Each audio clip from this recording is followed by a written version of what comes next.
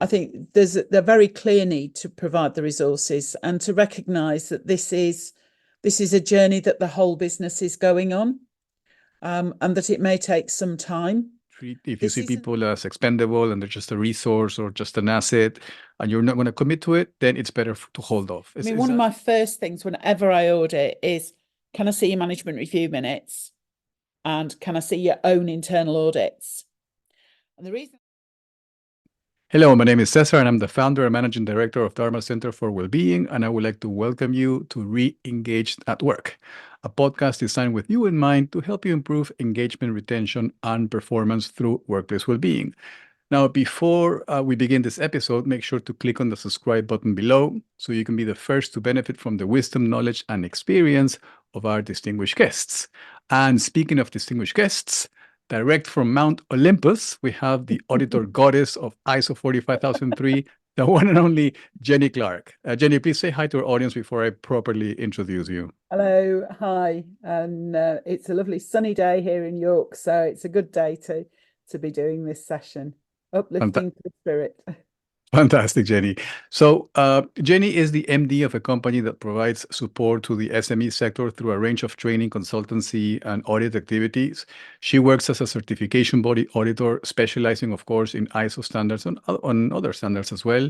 And she's the author of the Simple Systems series of books, covering a range of management standards, including, of course, 45003. Actually, this is one of her books.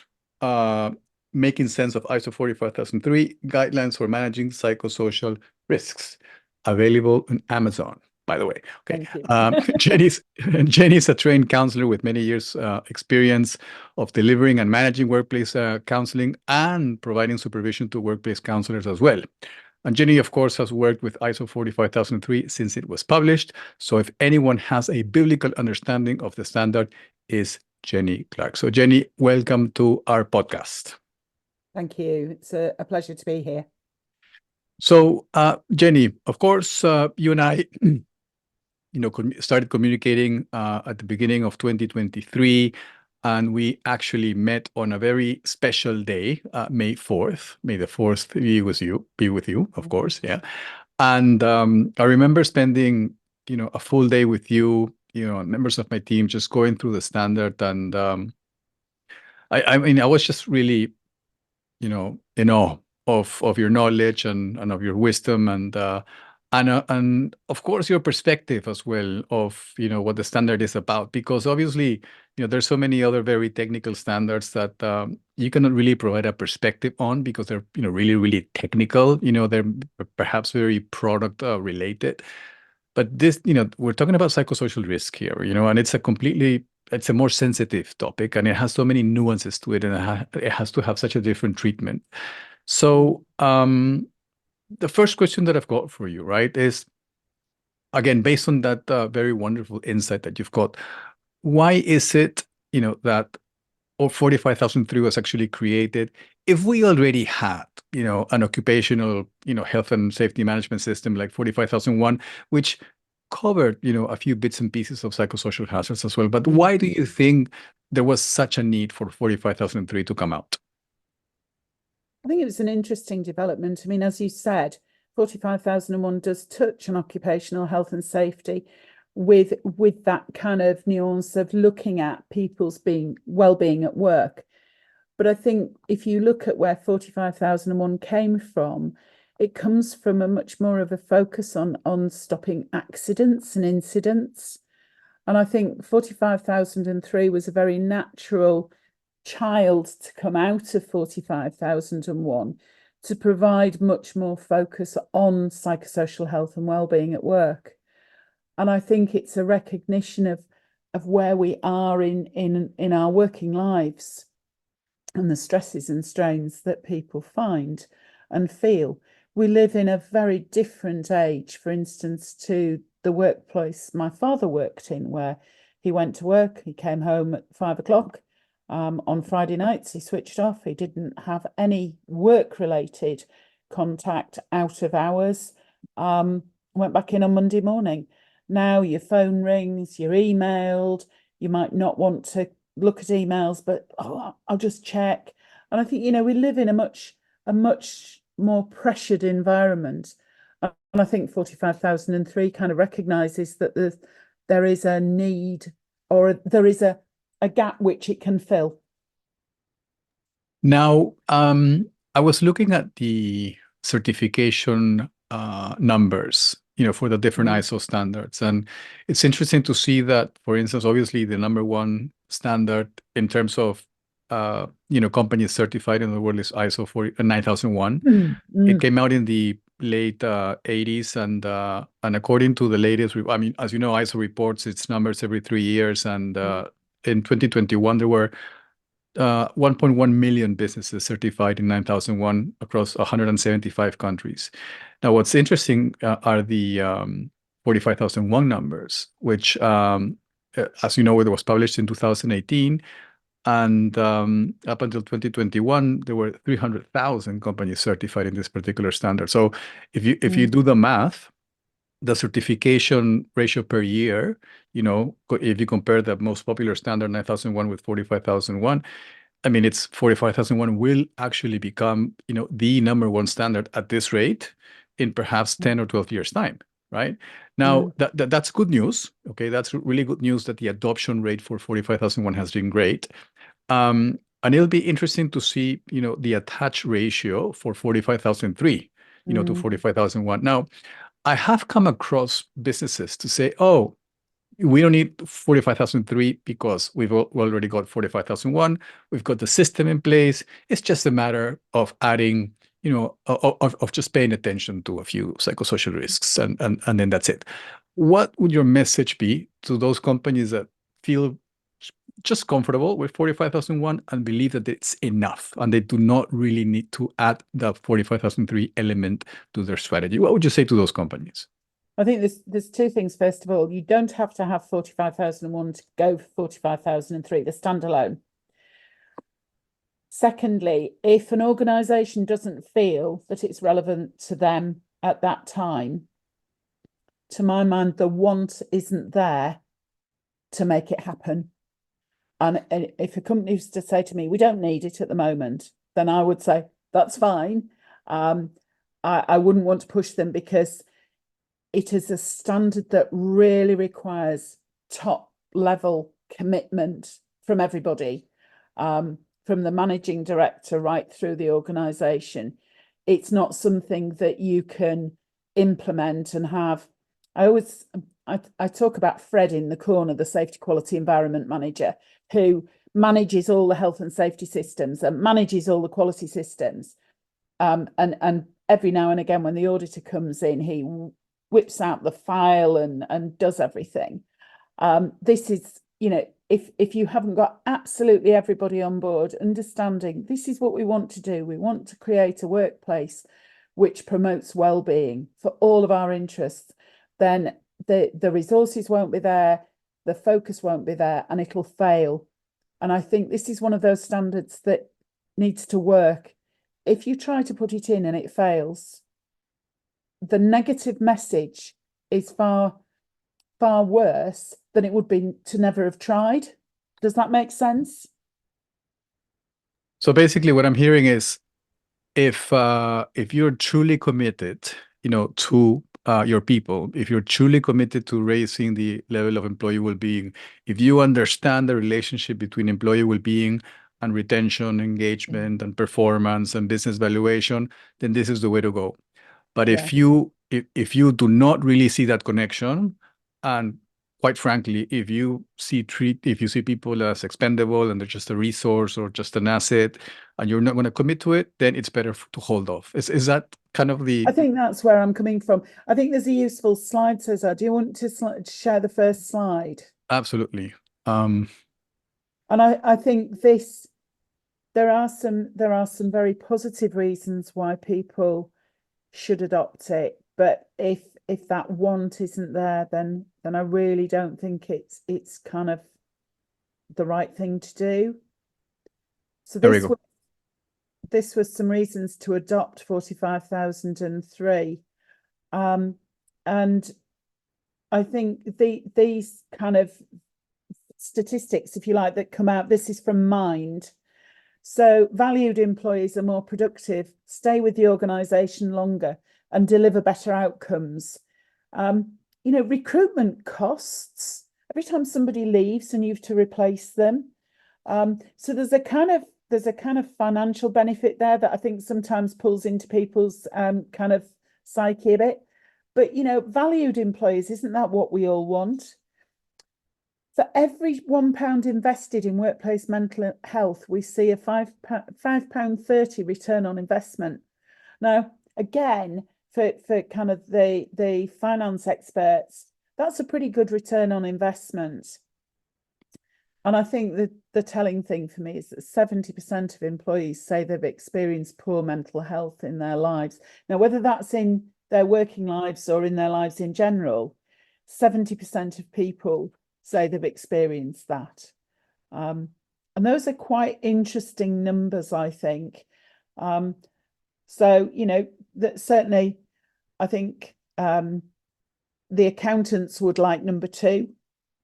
The employees would like number 3. And I think HR and kind of business management would like number 1.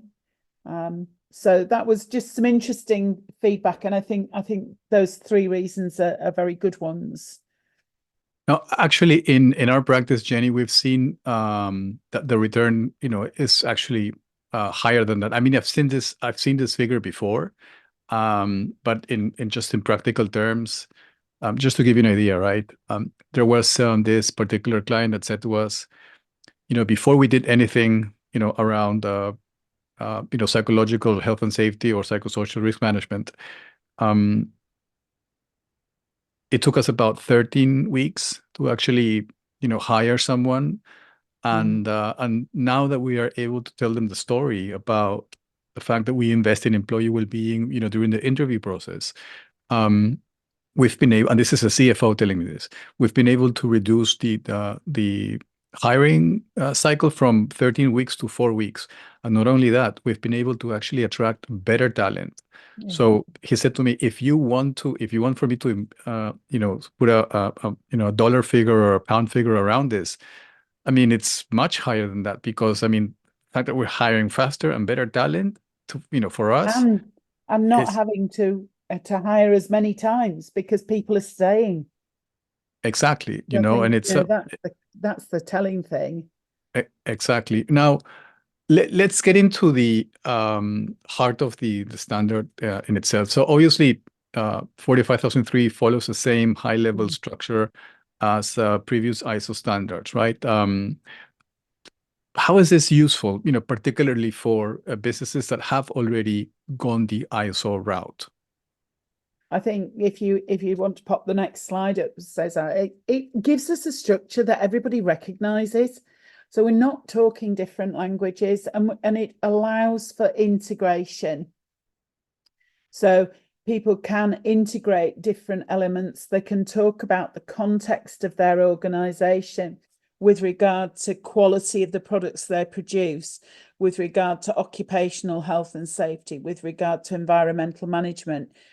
We kind of get a framework, a feeling for the structure, which we can then align across standards. So as with any Annex SL driven standard, scope of the standard, normative references and definitions start the standard off. This is a standard with some definitions. We'll come on to that later on, but there are only 2 given, and they're psychosocial hazard and wellbeing at work.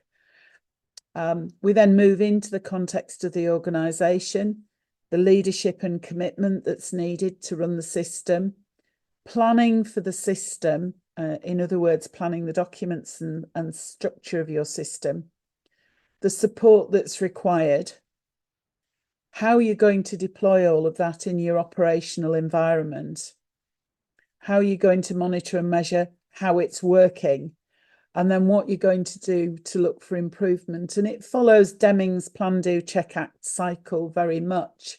So clauses 4, 5, and 6, and some of 7 are the planning stage.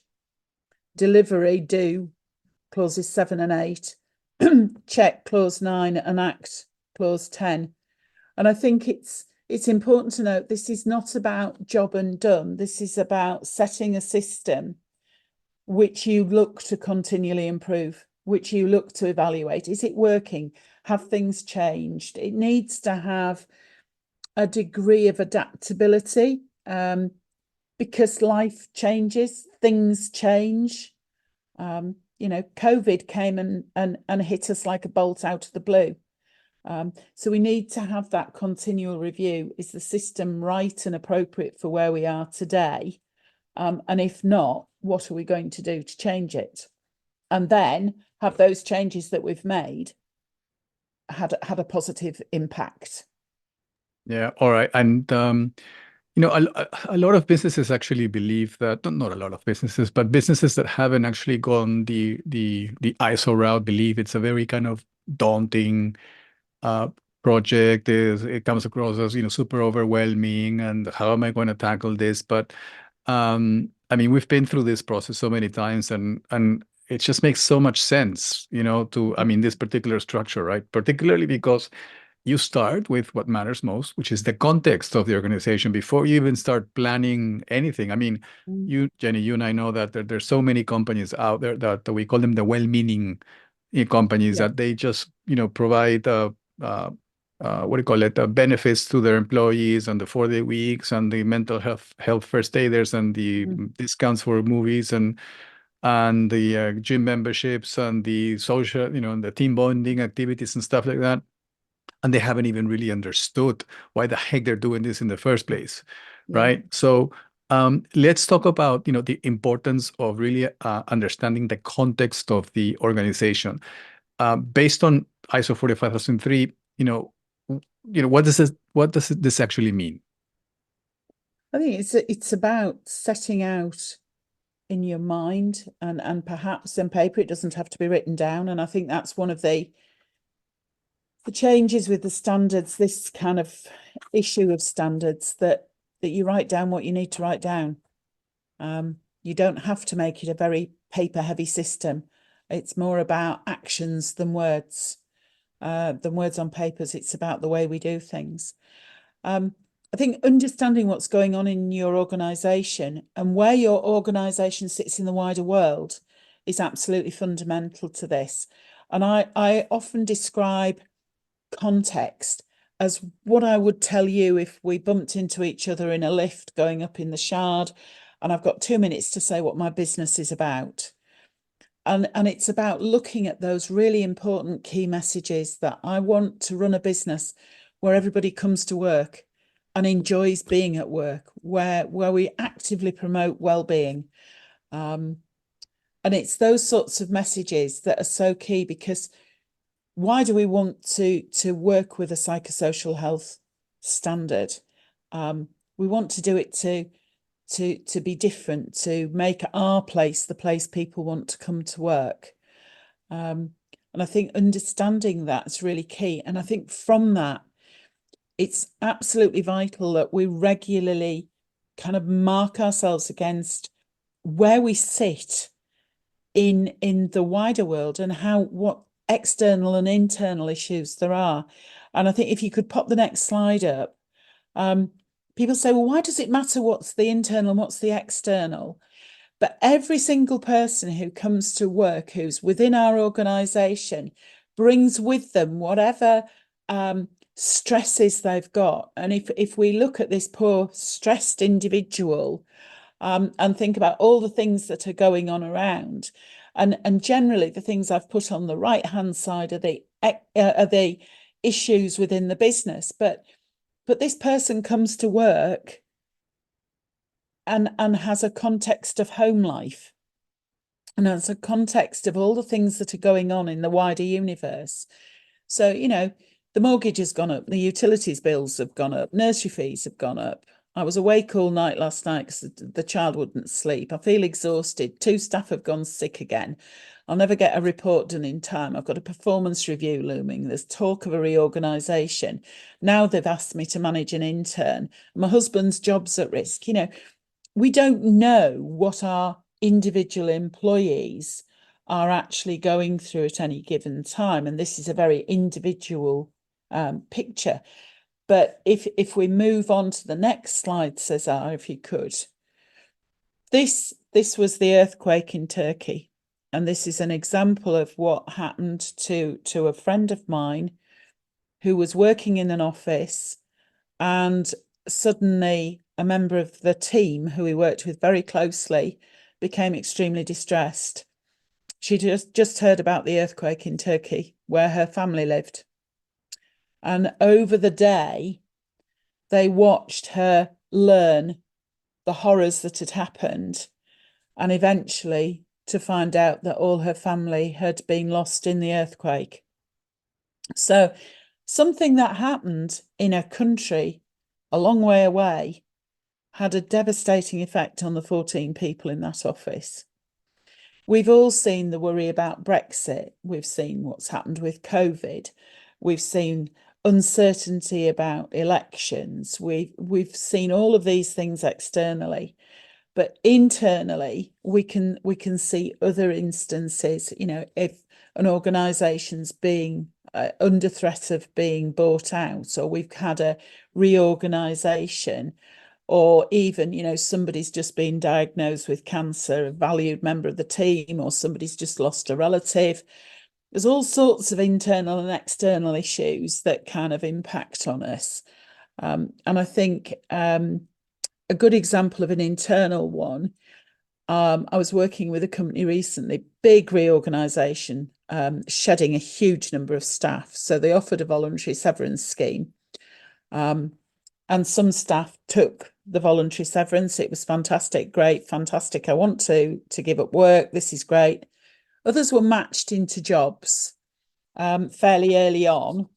And another group were kind of left to fight for what role they might get.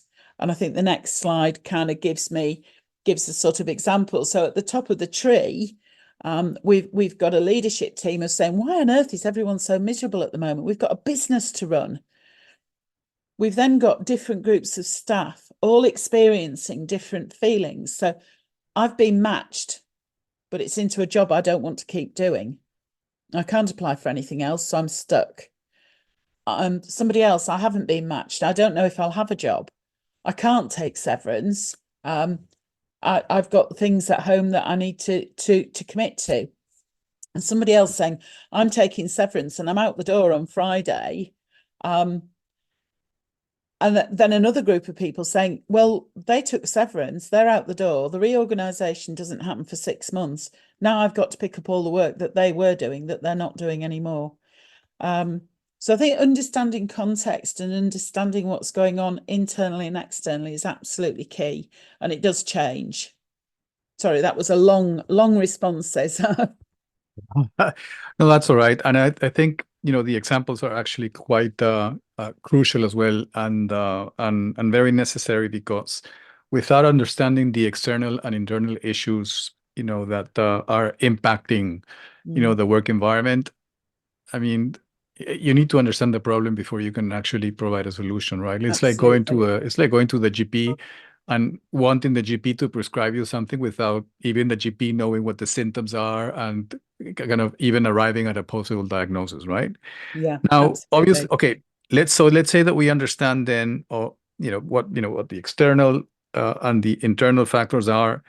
Now, let's talk about the involvement of leadership, right? Because as you were saying at the beginning, if leadership is not involved, then there's no point in actually doing this. I mean, and I totally get this, Jenny. I can tell you, I can begin to tell you how many times, we've gotten calls from from people in HR or people in middle management functions saying, hey, we would like to embark on this journey with you, da, da, da, da. And my first question is the leadership actually committed and involved? And they say, well, they've given us the budget. Yeah. I mean, I understand that you've got the budget and we'll gladly take your money, but you have to tell me, I mean, is the leadership actually going to be taking an active participation in this? And well, actually, so I said, listen, we have a reputation to uphold and to maintain, right? We can gladly take your money. We can start this process, but there will be a point in which they will actually have to be involved. And if they're not involved, this is going to collapse and this is not going to work out, And we had that situation happen to us a while back, and that's why we decided never to embark on this project unless I get a chance to speak to the leader of the business eye to eye and say and kind of read this person, just to know whether they're going to be committed or not. So what does the standard that we're going to close 5 now? So what does the standard require, from leadership in this certification journey then, Jennie? I think in terms of what it requires that passion, that belief. I'm not going to read out. I can get my copy of the standard and read the clauses, but I think, to paraphrase, that passion, that belief, and I think unless you can eyeball them and they are absolutely behind it, they're never going to walk the walk and talk the talk. And it's always going to be, oh, it's another scheme, and they're not really there.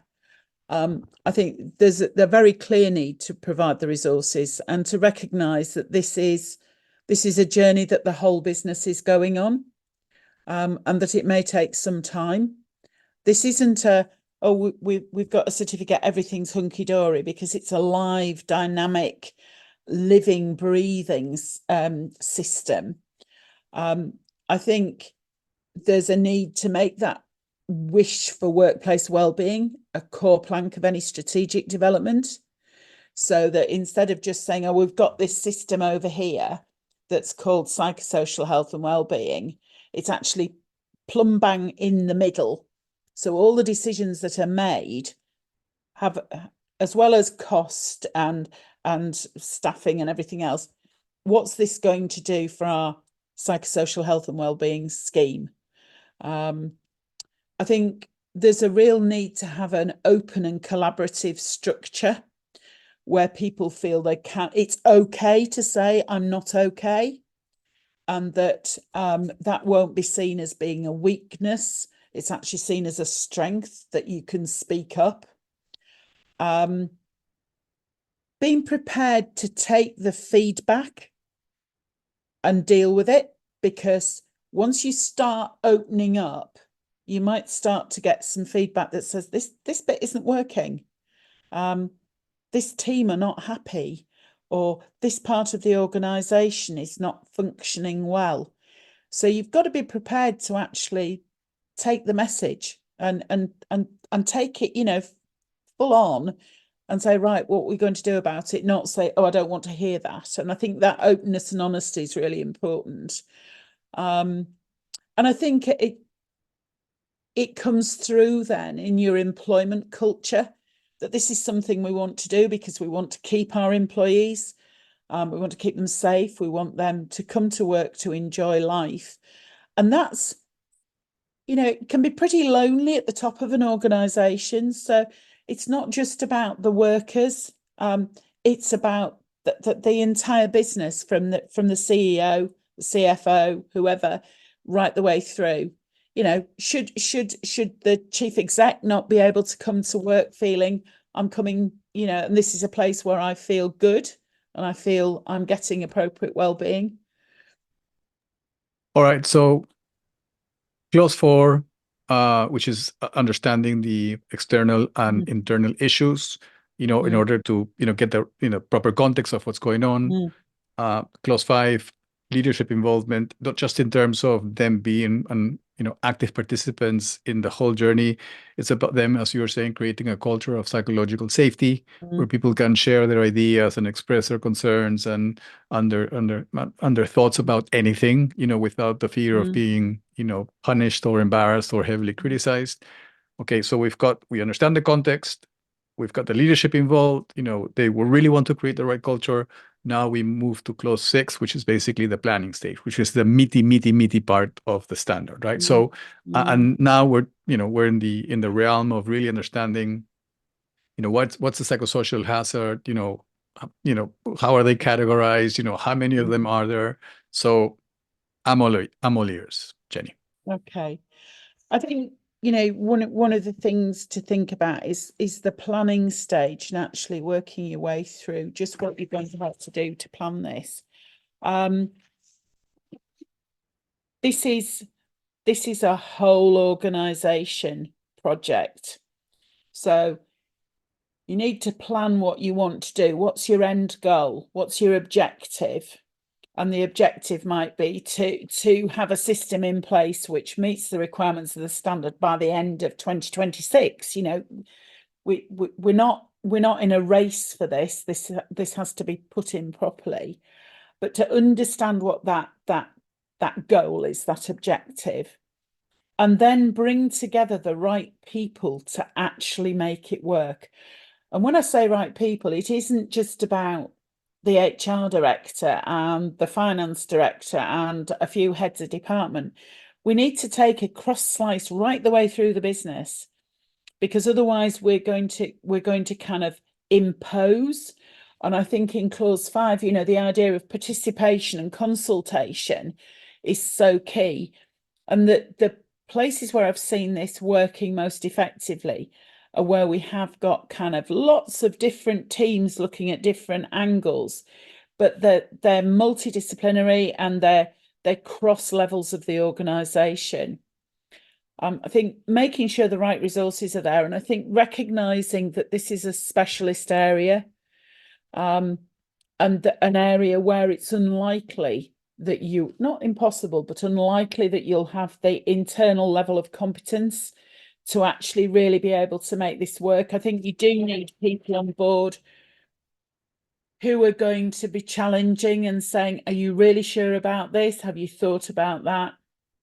I think it is unusual for an organisation to have somebody or enough support internally.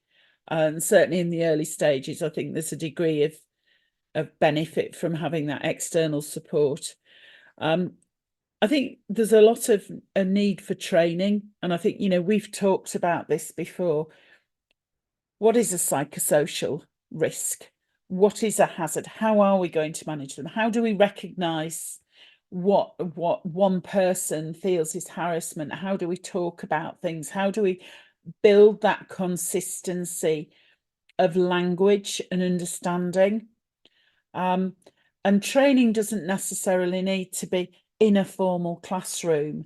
It can be sitting in groups talking about things and having discussion groups and providing, you know, coffee stop discussions, getting together a group of people to look at an issue. I think making sure that absolutely everybody understands what this is about and why we're doing it. So that's that central strategic, the man at the top standing up saying, this is really important to me. This is what I want for this organisation. It needs to be real, and we need to deliver in line with the plan. And I think reviewing the plan regularly, we said we were going to be here, but actually we're here. So we've moved further over, that's great. Or we're back here. Why haven't we achieved the targets? And that's not oh, you haven't achieved them, that's wrong. It's just being matter of fact and saying, the reason we didn't achieve that target was we'd underestimated so-and-so, or we haven't got enough resource and we need more. And I think then it's about implementing whatever it is you develop and doing so with passion and enthusiasm. This is something that should be celebrated and should be a positive impact on the business. So there's my steps for planning. All right. So let's talk about, you mentioned we've been mentioning psychosocial hazards and risks for a moment now. So I'm going to pull up the slide so you can walk us through the definition and then the different the categorization of those hazards and then some examples as well. So boom, boom, boom. Here we go. These are the two definitions that appear in 45,003. And obviously they broaden out the definitions that are already in 45,001. If you are working on just having 45,003, I would encourage you to look at the definitions in 45,001 just to get your head around them. The first one is psychosocial risk. And this is defined as the combination of the likelihood of occurrence of exposure to work-related hazards of a psychosocial nature, and then the severity of the injury and ill health that can be caused. So how likely is it that I am going to be put under intense stress due to this reorganisation, how is that going to impact on me? I may be a bit moody at work, or actually I may actually end up going off sick. So it's that kind of the likelihood and the severity are key. Wellbeing at work, fulfillment of the physical, mental, social and cognitive needs and expectations of a worker related to their work. And I think this is where 45,001 is more, I feel, around the physical side of health and safety, whereas 45,003 really draws out that kind of mental, social and cognitive need aspect. And I think it's very interesting that the standard notes that well-being at work can also contribute to the quality of life outside of work. And it's kind of a little note, and I think it's just such an absolute, because there are very few people in my experience who can put work in a box and not allow it to impact on their home life. And if we're not doing well at work and it spills over into home life, who else does it impact on? So it's not just the person, the worker who is suffering, but probably the family as well. Somebody may be depressed and not feel that they want to go to the football match on Saturday because they're just tired and they just want to sit and be quiet.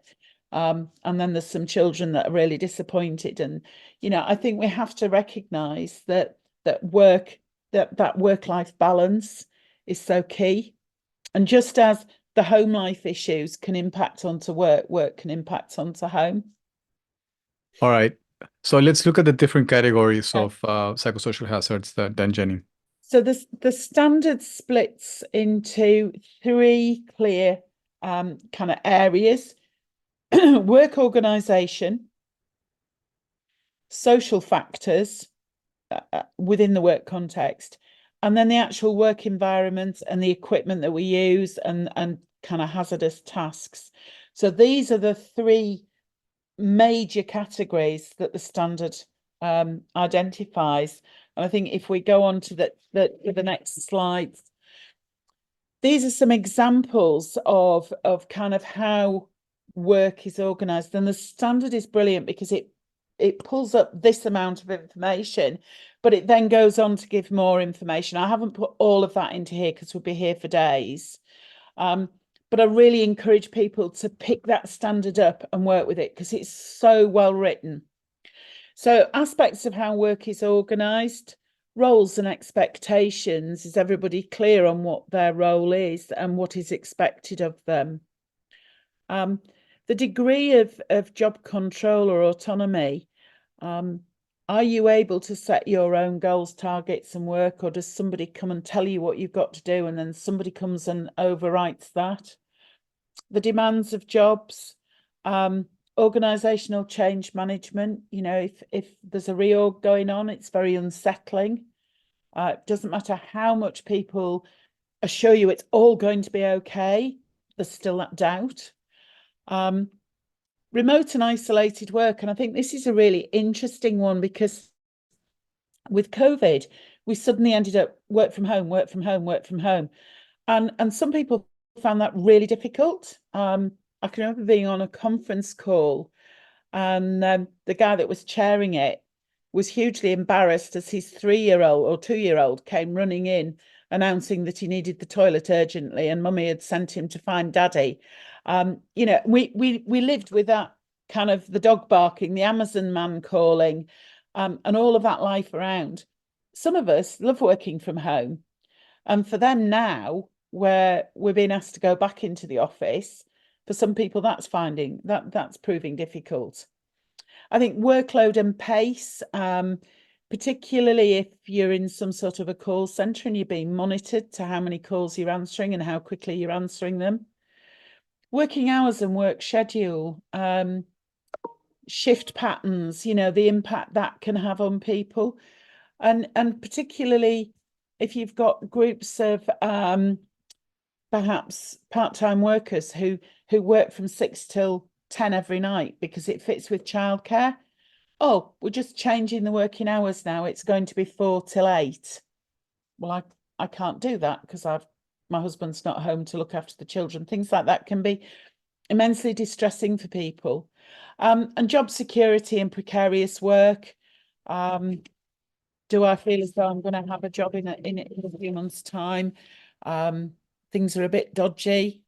So that again, so these are the aspects of how work is organised. And if we move on then, Cesar, to the social factors at work, interpersonal relationships, you know, how we get on with our colleagues, whether or not there are personality clashes, whether groups form into small cliques and exclude people, leadership, what the leadership of the organisation, and not just at a top level, but, you know, departmental leadership, organisational and work group cultures, recognition and reward. Is it fair? Is there recognition and reward?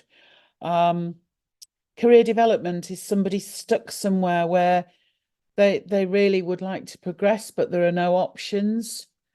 Or is somebody quite happy at where they've got to in the organisation, but they're being pushed? Why do you want to stay there?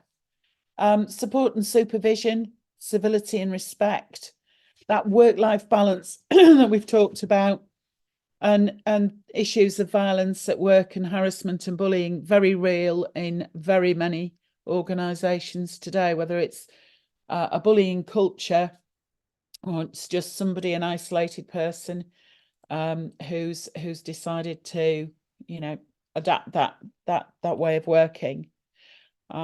So social factors there, and then moving on to the third category, the work environment. Inadequate equipment, being asked to do a job when you haven't got the right tools to do it. Poor workplace conditions, and there are still some places that you really kind of look at and think, gosh, I wouldn't want to work here. And, you know, bear in mind, this is an international standard. And not everybody has the health and safety executive jumping all over them, making sure that the work premises are right. Lack of the necessary equipment and tools. Working in extreme conditions or situations. You know, we have armies that are out on manoeuvres in war-torn countries. Extreme conditions could be working in the Antarctic. There's all sorts of extra stresses that come with that, and working in unstable environments, for instance, conflict zones. And I think, you know, recently we've seen what's going on in Israel and Gaza, and you wouldn't want to be anywhere near there. And equally, you wouldn't want any of your family to be there. And I think this again is that work-life balance. So well worth looking at the standard to get more details, because I think although we've sort of seen these three blocks, what everybody experiences is very different. So in one organisation, you might have a team who haven't got the right conditions, another team are having bullying and harassment. These things are kind of all live. And I think if you were to survey your employees to say, have you ever experienced any of these, for the full list from the standard, you'd be quite surprised at what information comes back. Yeah, and this is a perfect segue then into assessing the risk, because obviously you can get a super long laundry list of issues that, you know, people are experiencing, and obviously it is not possible to take a big bang approach and just address every single hazard that has come up, and we need to prioritize, right? So can you walk us over, you know, what's the best way of risk assessing? And let me just share my screen so that, I know you've got something prepared for that as well, Jennie. I think it's really important to take a fairly structured approach to this. And my preferred way, and this is not an absolute, my preferred way is to use the same sort of standard approach as many people will be used to with occupational health and safety, and assessing against defined criteria what's the likelihood that this will cause psychosocial ill health or make risks to well-being, and what's the severity that is likely to ensue? And I've just jotted some ideas down of from likelihood might happen once a year through to it'll happen daily, and the severity, potential for individual short-term anxiety through to potential for somebody committing suicide. And I think, I havered about putting that as a 5, but I think the recent expose on the post office debacle has shown that, people took their lives from that. And you probably, if you looked at a sub postmaster who was losing money daily, you'd score 25, 5 times 5. And if you can apply this, then if we have 100 hazards and we can deal with the first 10, then we'll take the 10 that are the biggies. Let's work out, let's try and reduce the impact. And I think if you go on to the next slide, this is about then saying, so that's our biggest risk. What are we going to do about it? How are we going to control that? So if somebody who's working in a very hot environment, which is unpleasant, what can we do to control that? We can give them frequent breaks. We can put some air conditioning in place. We'll give free issue drinks, and we'll make sure that they've got suitable workwear. So the controlled likelihood stays the same. It's still going to happen, but the severity, the impact on the individual is less. And this is just a fairly standard approach that I think works well. It really makes you think, right, what's the situation and what are my control measures? And those control measures, for anybody that's used to working with occupational health and safety and kind of understands the hierarchy of controls, what can I eliminate? Can I actually remove this issue and get rid of it once and for all? Can I substitute? Can I do something, excuse me, can I do something different? Can I substitute a process which will reduce the risk? Can I put in engineering controls, things like air conditioning? Can I put in administrative controls, signage and stuff? Or can I provide personal protective equipment? So that hierarchy of controls, we should always be starting off, how can I actually eradicate this issue? And if I can't, then what controls am I going to put in place? Okay, we're going to be looking at primary, secondary, and tertiary interventions in a Yes. moment, and we'll explain those in a second. But could an intervention or could a control measure be sacking someone for continuously engaging in discriminatory behaviors, for instance?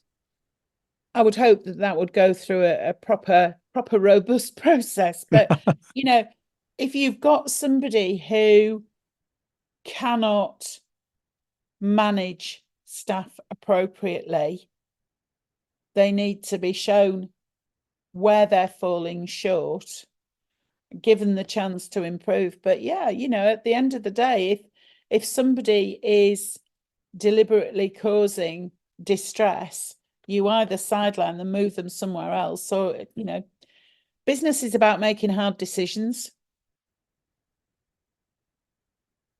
And I think that for me is that, these controls may be about education of people.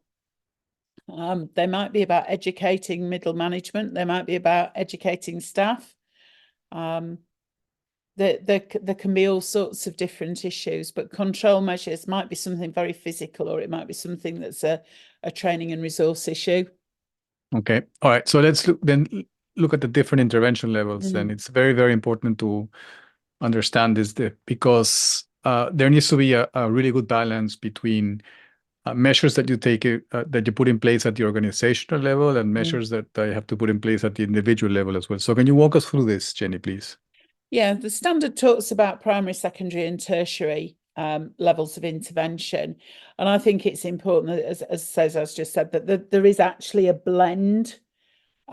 So at a primary level, we might put in place something like a workplace counselling scheme or a contract with an organisation to provide workplace mental health support. But it's something that's done at a corporate level, and comes right the way down through the business.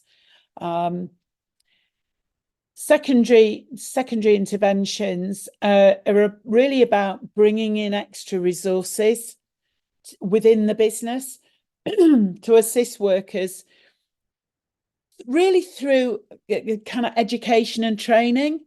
So it's a bit like the top levels bring something in, put something in at a top level. This is about saying what's right for us here and now. So let's run a series of stress management workshops. Let's have a poster campaign. We'll do some training. We'll have some focus groups. And of course, you may decide to put in place some mental health at work first aiders, hopefully within the context that we're not just doing two mental health at work first aiders tick, we've done it.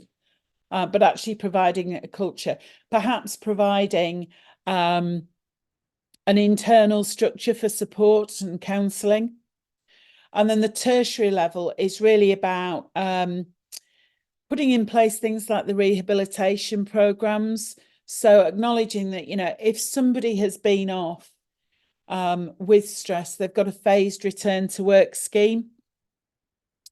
It's about putting in place mentors and kind of the support teams within the workplace. So those are the three levels. And I think it's important when businesses are putting in place measures. Are we doing this as a primary, as a secondary, or as a tertiary? And kind of how do the three fit together? If all you ever do is a whole load of tertiary stuff, it's not going to work. Similarly, if you do lots and lots and lots of training, but you haven't got stuff to support it around it, I think, it fits with the policy and the objectives, thinking, well, where do each of these fit in? Yeah, actually, when I look at how businesses are investing when it comes to workplace well-being interventions, it's like a pyramid, right? Like 10, 15% is on primary. There's a bigger chunk in secondary and a huge chunk in tertiary, right? And when it should be the other way around, right? All right. What about this particular example then, Jennie? Yeah, this was interesting, looking at how three particular areas can impact on people's workplace well-being. So change management, I think this is one of the really big issues that it's disappointing that we still don't seem to have got a grasp on how to do reorganisations with kind of respect and an ability to understand the issues that it causes and the uncertainty. I think, there's always there's a reorg coming. Will I have a job? Where will I have my job? Will it be my same job? Will I have my team around me, or will I end up working with different people? And I think, lack of clarity, fear, people feel very vulnerable, and that opens them up for bullying. Well, if you want a job in my team, then, and that's sort of, oh, well, I'm not going to give them a job, that sort of side of things. And I think, people become very, very protective, and that protection becomes like putting a wall up. So you see people becoming more isolated. Procurement, if you've got a procurement team who are focused on purchasing cheap parts for something, and suddenly we've got loads of failures in the production process. And as a result of that, we've got a load of stress because we've failed to deliver some key stuff to the customer. It isn't the procurement team that often get the hassle for that. It's the production team, because they're the ones that are seen as failing. And I think this is where actually understanding when things have gone wrong. It's not about blame. When things go wrong, it's about a system failure, not people. So actually understanding, well, what went wrong and how can we stop that happening? And then outsourcing, you know, so much is outsourced nowadays as a way of, we don't need a pensions department, we'll outsource it. We don't need our own security guards, we'll outsource it. We can buy it in. And that creates that. Who's going to be next? What are they going to outsource next? And those that are outsourced perhaps have worked for the organisation and now gone to work under TUPE for somebody else, but they're not seen as being part of the organisation. And I think this is where it's probably worth mentioning that the standard talks about workers, not employees. And workers can undertake work in all sorts of ways, shapes and forms, part-time, full-time, seasonal. There could be interns. If they're doing work that's under your control, so your security guard, you're telling him what he's doing, he's classed as a worker under the standard, and he comes underneath your umbrella for the standard. And I know I had some really interesting discussions with Penny about this with a particular circumstance, and understanding workers and who falls in that term is absolutely critical when you're setting this standard up. You're on mute. Sorry, Jenny. Yeah, it's just that, yeah, I know. COVID speak. Just that we've had so many instances of some clients that have employees on their client side, right? And some of these sites actually, you know, are better than others, you know, and then, you know, the question was, you know, what's the level of responsibility that the employer actually has, you know, and but which is great that the standard forces the employer to realize that they still have responsibility, even though they're not operating on their premises.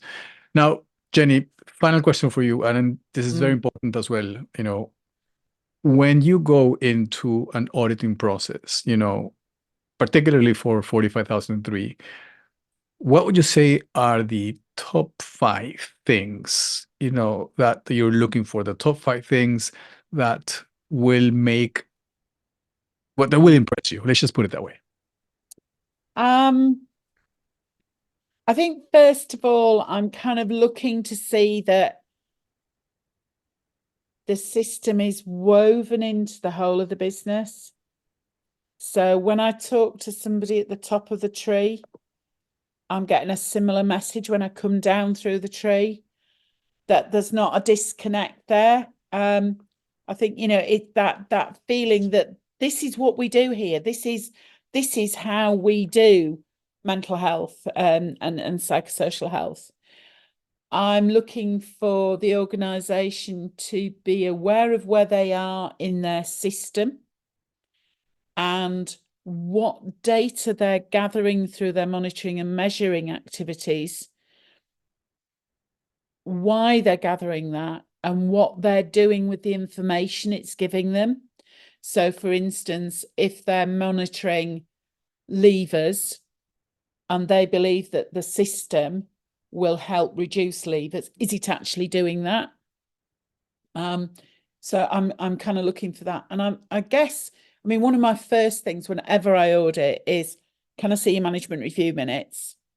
And can I see your own internal audits? And the reason I want to see management review is that it's like putting a helicopter over the system or a drone and saying, how's the system all working together? So a set of management review minutes or notes, actions and decisions should give me a really good feel of where the business feels it is. And you can see then the tasks and actions, and you can follow up to say, are you doing them? Because you can have the best management review meeting in the world, but if everybody walks away from it and nobody takes any of the actions, it's just been a complete waste of time. The internal audit outcomes is a good window on the business, and the things that are being identified, are they being addressed? I know there's some key themes there. But I think the key thing for me is to feel that I'm seeing the same picture. Wherever I go, I'm seeing the same picture. You know, if it's the Taj Mahal with the MD, when I'm out on the production floor, it's still the Taj Mahal. I'm not suddenly seeing some shack somewhere. You know, it's about seeing that consistency of approach, and that there's a golden thread. My colleague Marcia talks about a golden thread running through from context, through the policy, through the objectives, through the measurement, and through to the improvement. So a consistent message, really. And well-being at work, people that are happy to be at work. You can soon pick that up from audit. Yeah. At the end of the day, that's what we are, engaging in this process in the first place, right? Absolutely. Yeah. All right, Jennie. So everyone, please don't forget to buy Jennie's book, Making Sense of ISO 45003. Available electronically and in paperback format. It's a proper page turner, I can tell you that. And what I love about the book is that it's got a lot of Jennie's personality, insights, and Jennie's humor as well, which makes it really delightful. So Jennie, I'm going to ask you, I'm going to put you on the spot, and I'm going to ask you a couple of questions that we usually ask our guests in this show. So first question is, can you name one or two heroes, past or present, that have had, a significant influence in you, in your life, professionally or personally? Yes, I can name the guy that I worked for a long time ago, a guy called David Painter, who was an incredibly energizing leader who didn't suffer fools gladly, wrote everything in green ink, which was quite entertaining. You always knew it was from him. And who I would have worked for at any time ever again. If a job came up, I would have gone and worked for him. It wouldn't have mattered what it was doing. He was just a very engaging and supportive manager, and I learned a lot from him.